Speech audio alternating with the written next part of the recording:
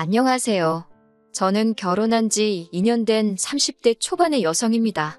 평생의 반려자로 믿었던 남편이 바람을 피웠습니다. 남편을 용서할까도 생각했는데 시어머니가 오히려 제 탓을 하시네요. 어이가 없고 쪽팔려서 친구들한테도 못한 이야기 여기서 풀어보겠습니다. 저와 남편은 대학교 캠퍼스 커플로 만났습니다.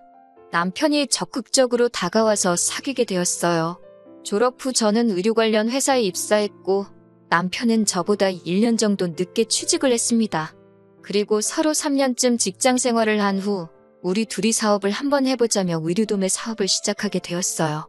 사업이 기대 이상으로 빨리 성장해서 이듬해에는 추가로 직원들도 채용해야 할 정도였습니다. 그 후 사업이 안정기에 접어들면서 남편은 저에게 청혼을 해왔고 저도 당연히 기쁜 마음으로 받아들였어요. 평생 이렇게 행복하게 살 줄 알았네요. 양가 부모님이 각자 먼 지방에 거주하고 계셨기 때문에 6년의 연애 기간 동안 따로 찾아뵌 적이 없었습니다. 그러다 본격적으로 결혼 이야기가 나오면서 만나게 되었죠. 남편에게는 작은 사업체를 운영하시는 시아버지와 전업주부이신 시어머니가 계셨고 2살 어린 여동생이 있었습니다. 처음 인사드리러 간 날 시아버지께서는 남편에게 어디서 참한 여자를 데려왔다며 제주도 좋다고 하셨습니다. 그러면서 저에게 모든 일은 여자가 하기 달렸다며 항상 행실을 바르게 하고 현명하게 행동하라는 덕담을 해주시더라고요. 여기까지는 정말 좋게 받아들였어요. 그런데 시어머니께서 쓸데없는 말을 덧붙이셨습니다. 세상이 아무리 뒤집어지고 엎어져도 남자가 벌어오는 돈으로 사는 한 남자가 하늘이고 여자가 땅이니 마음에 안 드는 일이 있어도 그러려니 하라고 하시더군요. 저는 속으로 당신도 딸이 있으면서 어떻게 저런 소리를 아무렇지 않게 하시나 싶었습니다. 제가 시어머니께 저도 돈 벌어요 하고 애교 있게 말씀드렸더니 네가 벌어봤자 얼마나 버냐고 그러시더라고요. 뭔가 잘못 알고 계신 것 같아서 남편이랑 저랑 같이 일한다고 말씀드렸어요. 제 말을 듣고는 시어머니께선 남편이 하는 일을 아내가 돕는 건 당연한 거라고 그러시더군요. 곧 남편이 일 이야기는 그만하자며 대화 주제를 돌렸습니다. 서울로 올라오는 길에 남편에게 나는 당신 일을 돕는 게 아니고 같이 일하는 건데 왜 시어머니께선 내가 단순히 당신 일을 돕는다고 생각하시는 거냐고 물었어요. 남편은 시어머니가 워낙에 아들 자랑하는 맛으로 사는 양반이라서 자기가 일을 더 많이 하는 것처럼 부풀려서 말했다며 미안하다고 하더라고요. 남편 말대로 시어머니께서는 아들 자랑을 정말 끊임없이 하셨습니다. 문제는 그런 자랑을 하시면서 꼭 주변 사람을 깎아내리셨어요. 한 번은 결혼하고 얼마 되지 않았을 무렵 시댁에 내려간 일이 있었습니다. 시어머니께서는 주말에 교회분들하고 식사를 하기로 하셨다며 서울에 올라가기 전에 저희더러 들려서 인사라도 한번 하고 가려고 하시더군요. 그렇게 약속 장소에 도착해 인사를 드리고 자리에 계신 분들께서 저희에게 둘 다 TV에 나오는 사람들 같다며 보기 좋다고 칭찬들을 해주셨습니다. 그러자 시어머니께서는 그렇지 않아도 어렸을 때 당신 아들 연예인 시키라는 사람들이 그렇게 많았다면서 인물 좋지 머리 좋지 뭐 하나 빠지는 게 없다고 한술 더 뜨시더라고요. 거기서 끝났으면 저도 단순히 엄마로서 아들 자랑 하시는구나 하고 말았을 텐데 갑자기 우리 새아가는 아들에 비해 인물은 평범해도 심성이 엄청 곱단 말을 덧붙이시더군요. 이건 거의 욕 아닌가요? 자리에서 표정 관리 안 돼서 엄청나게 고생했습니다. 뿐만 아니라 결혼하고 1년쯤 지난 언젠가 신우가 저희 집에 온 적이 있어요. 신우는 시부모님이랑 지방에서 사는데 그날은 서울에 볼 일이 있다며 하룻밤 재워달라고 하더라고요. 생각보다 신우가 일찍 집에 왔는데 막상 셋이 있으니 어색해서 술자리를 갖게 되었습니다. 그런데 그날따라 남편이 제일 먼저 취해서 자러 들어가고 신우랑 저랑 둘이 남게 되었어요. 신우도 이미 취할 만큼 취한 상태였는데 저더러 자꾸 쪽쪽아 이렇게 저를 부르더라고요. 도대체 쪽쪽이가 뭐냐고 왜 저를 그렇게 부르냐고 물으니 아들 등골 빼먹고 산다고 시어머니가 저 없는 데선 저를 쪽쪽이라고 부르신다더군요. 그 이야기를 끝으로 신우는 잠들어 버렸지만 저는 억울한 마음에 밤잠을 이룰 수가 없었습니다. 다음 날 시어머니한테 전화해서 저를 아들 등골 빼먹는다고 쪽쪽이로 부르셨냐고 따지니 당황한 시어머니가 어디서 들었냐고 그러시더군요. 그러면서 하신다는 말씀이 그냥 웃자고 농담처럼 한 말이라고 완전 틀린 말도 아니지 않냐고 하시더군요. 사실 일전에 남동생이 가게를 얻는데 2천만 원만 빌려달라고 해서 제가 빌려준 일이 있거든요. 부모님보단 누나가 편해서 이야기하는 거라고 했었고 이자도 톡톡히 준다고 해서 딱 2달 빌려줬습니다. 아무리 그래도 어떻게 이자를 받냐고 하니 그럼 누나랑 매형 선물이라도 해주고 싶다며 명품 지갑 하나씩 사주더라고요.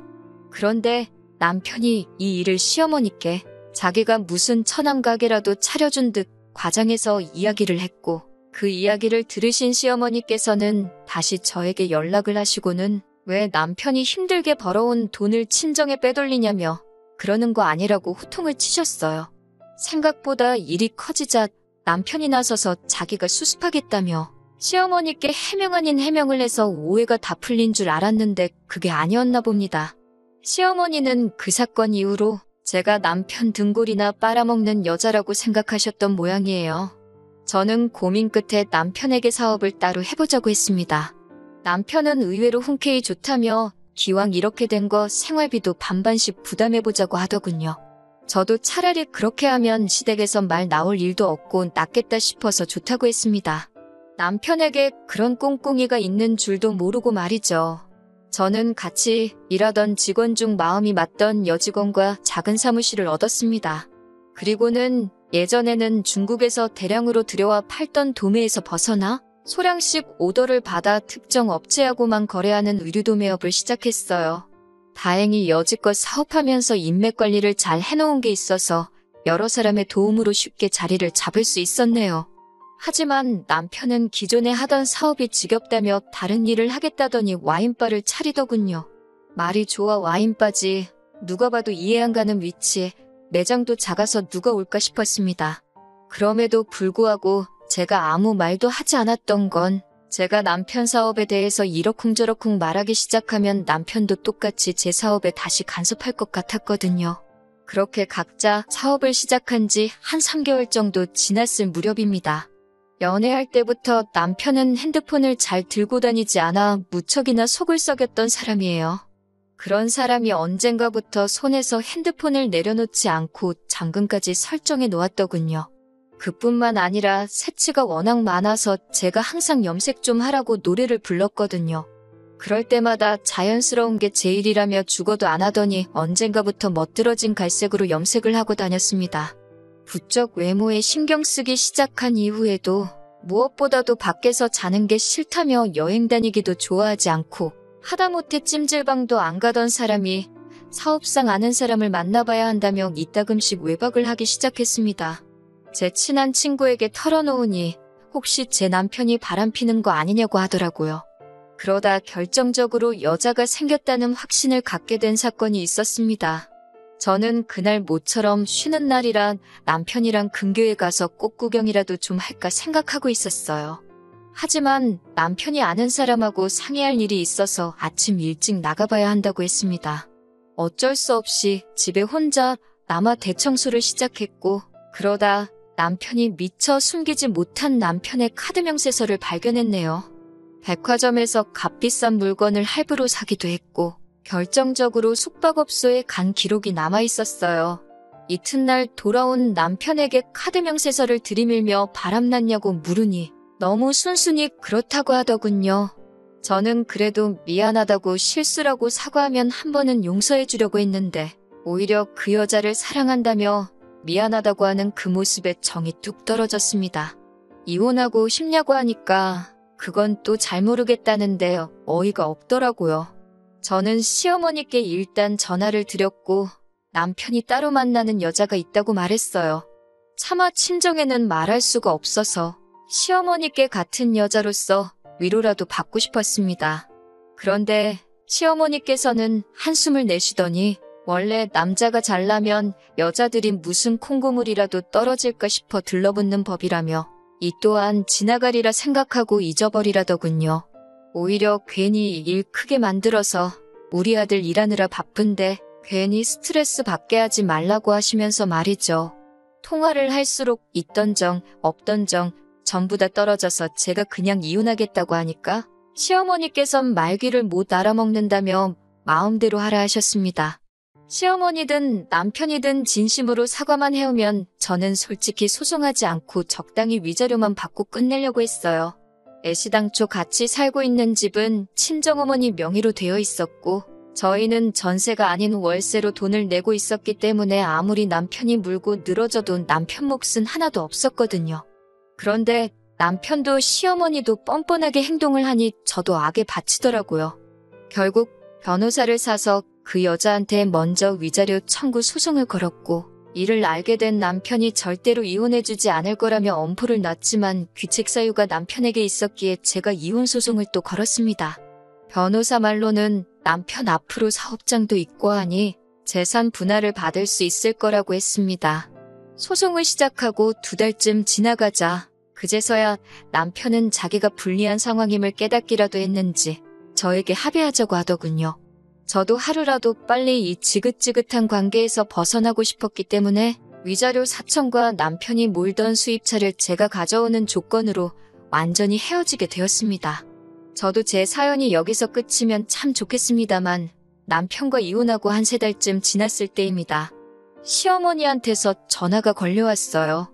시어머니께서는 다짜고짜 당신이 죽게 생겼다며 제발 한 번만 만나달라고 하시더군요.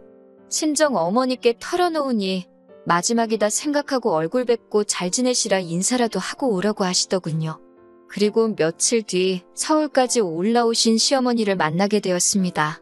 반년 만에 처음 뵙는 거였는데 매우 수척해지셨더라고요. 건강하시냐 물으니 갑자기 닭똥 같은 눈물을 뚝뚝 흘리시면서 시아버지가 바람이 났다고 하십니다. 시아버지가 말수가 없으시긴 해도 그러실 분 같지는 않았는데 참 별일이다 싶더군요. 시어머니 말씀은 시아버지가 이혼하자고 하는데 자식이라고 있는 것들이 2녀석 다 돈이 있는 시아버지한테 달라붙지 자기 편을 들어주는 이가 하나 없다면서 이를 어쩌면 좋겠냐고 저더러 자기를 도와달라 하시더군요. 그 아버지의 그 아들이라더니 참 피는 못 속이는구나 싶었습니다. 저는 시어머니께 따로 해드릴 건 없고 그냥 이혼하시는 게 속 편하실 거라고 조언해드렸어요. 그러자 시어머니는 그럼 자기는 이제 뭘 먹고 사냐고 해서 소송 거시고 위자료 받으시라니까 자기는 그런 거 할 줄 모른다며 자꾸 저에게 도와달라고 하시더라고요.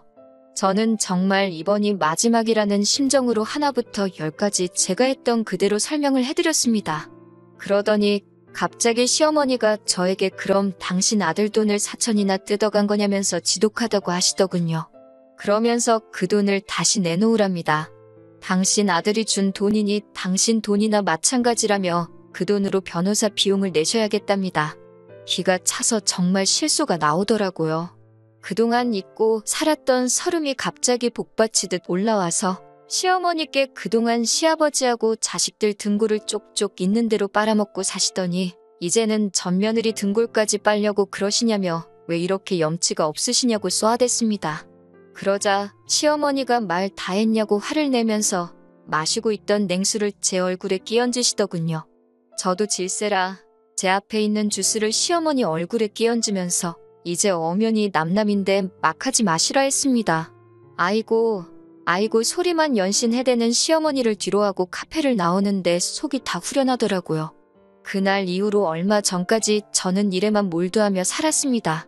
집에 있으면 잡생각이 자꾸 나서 우울해졌기에 정말이지 일하고 집만 오가며 살았던 것 같아요. 그래도 덕분에 지금은 연예인들한테 협찬도 하고 해외로 수출도 하고 제가 목표했던 바를 하나씩 이뤄나가게 되었습니다. 그러다 얼마 전 정말 우연히 예전 신우를 만나게 되었습니다.